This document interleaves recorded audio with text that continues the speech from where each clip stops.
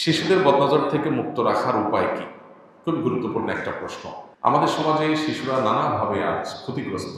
বেশিরভাগ পরিবারে শিশুদের অস্বাভাবিক নানা রকমের অসুবিধা আমাদের চোখে পড়ে। এগুলোর ব্যাপারে আমরা বিষয়ক মানুষই জানি না যে এগুলো আসলে কেন হয়।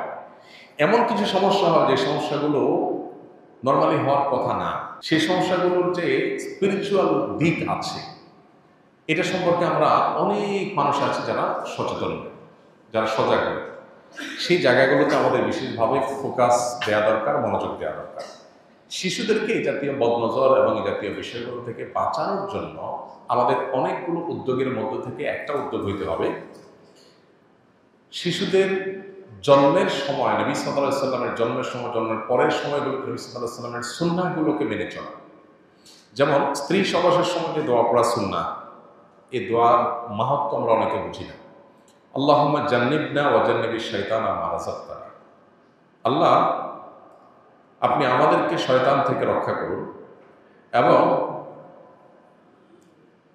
যেই সন্তান আপনি আমাদেরকে দান করবেন সে অনাগত সন্তানকেও শয়তান থেকে আপনি রক্ষা করুন। এই যে শয়তানের পাকড়াও, শয়তানের নজরদারি, শয়তানের প্রভাব, এটা থেকে বাঁচার জন্য সেই তখন থেকে নবী সাল্লাল্লাহু আলাইহি ওয়াসাল্লামের দোয়ার এই শিক্ষা রয়েছে। এরপরে যখন দুনিয়াতে তারা ভূমিষ্ঠ হবে তখন রাসূল আকরাম সাল্লাল্লাহু আলাইহি ওয়াসাল্লাম হাসান হুসাইন রাদিয়াল্লাহু তাআলা আনহুমার জন্মের পর দোয়া করেছেন, ওয়াইযুকুমা বিকালিমাতিল্লাহি তাম্মাহ মিন শাররি কুল্লি শাইতানিন ওয়া হাম্মাহ ওয়া মিন কুল্লি আইনিন লাম্মাহ।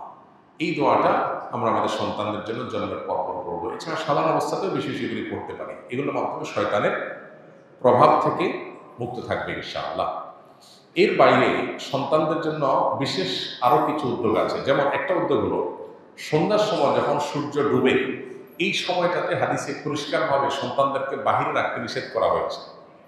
আমাদের বাসা বাড়িতে দেখা যায় অনেক সময় পোলাপান সন্ধ্যার সময় খেলতে বের হয়, তারা বিকালে খেলতে বের হোক, কিন্তু সূর্য ডুবার আগে আগে তারা মসজিদে প্রবেশ করবে কিংবা বাসায় চলে আসবে, তারা বাইরে খেলাধুলায় থাকবে না।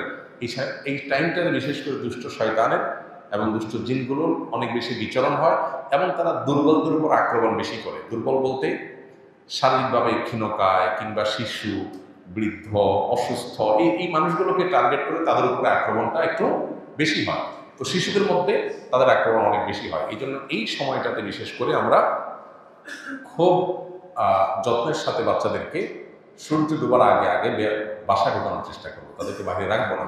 তাতে ইনশাল্লাহ তারা সেফ থাকবে, আল্লাহ চাহেন। তো আরও কিছু গুরুত্বপূর্ণ বিষয় আছে শিশুদেরকে ঘিরে। ভিতরে একটা হলো যে তাদের খাবারের সময় বিসমিল্লাহ বলা, তাদেরকে বলতে শেখানো, বাসা ঢুকতে বিসমিল্লাহ বলা, সালাম দিয়ে প্রবেশ করা, টয়লেটে ঢোকার সময় দোয়া পড়ে ঢোকা, কারণ ভেতরে শয়তান দুষ্ট জিনের উপদ্রব থাকে। তারপরে আপনার টয়লেট থেকে বের হওয়ার পর দরজাটা বন্ধ করা এবং দোয়া পড়া, এই জিনিসগুলো, ঘুমানোর সময় দোয়া পড়া, এই জিনিসগুলো যখন বাচ্চাদেরকে আমরা শেখাবো ইনশাআল্লাহ, তখন দৈনন্দিন জীবনে এবং আমাদের জীবনে শয়তানের প্রভাব থেকে ইনশাআল্লাহ আমরা রক্ষা পাবো। এই জিনিসটা শয়তান থেকে সন্তানদেরকে বাঁচানোর জন্য খুবই জরুরি একটা বিষয়। এগুলো আমরা লক্ষ্য রাখবো ইনশাআল্লাহ বিদিনিল্লাহ। আর এর বাইরে আরেকটা বিষয় বদনজর থেকে বাঁচার জন্য জরুরি, সেটা হলো সোশ্যাল মিডিয়াতে সন্তানের ছবি তুলে দেওয়া, তাদের বিভিন্ন অর্জনের গল্প দেওয়া, প্রয়োজনের অতিরিক্ত তাদের সোশ্যাল মিডিয়াতে প্রচারণা করানো, এগুলো সন্তানদের নানাবিধ বিপদের কারণ হয়। আজকাল দেখা যায় আমরা এগুলো লক্ষ্য করি না। আমাদের সন্তান এমন কিছু অসুস্থ হয়ে যাচ্ছে যেগুলো কোনো কারণ আমরা খুঁজে পাই না। স্পিরিচুয়ালি তারা ক্ষতিগ্রস্ত হচ্ছে ভেতরের দিক থেকে। এগুলোর মূল কারণ হলো এই যে বদনজর।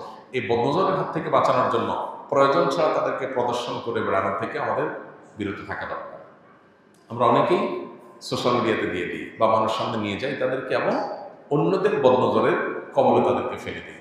তো বদনজরের ফলে যে ক্ষতিটা হয় তো মানুষ টের পায় না। ওষুধ খায়, ডাক্তারের কাছে যায়, টাকা পয়সা নষ্ট করে, কিন্তু এদিকে সেই বদনজরের কারণে ধ্বংস হয়ে যাচ্ছে, সে টেরও পাচ্ছে। এই জিনিসটা আমাদের খেয়াল করা দরকার যে প্রয়োজন ছাড়া সন্তানের বিভিন্ন ভালো দিকগুলোকে বাহিরে প্রকাশ করে বেড়ানো, এটা ভালো কোনো বিষয় নয়। এমনকি বাবা মারও বদনজর লাগে। যখন সন্তানের কোনো কিছু দেখে মনে হয় যে আমার খুব বেশি অভিভূত হয়ে গেছে, তখন আমাদের সুন্নাহ হলো মাশাআল্লাহ তাবারাকাল্লাহ বলা। মাশাআল্লাহ তাবারাকাল্লাহ যদি বলেন ইনশাআল্লাহ সন্তানের প্রতি বদনজর লাগবে না।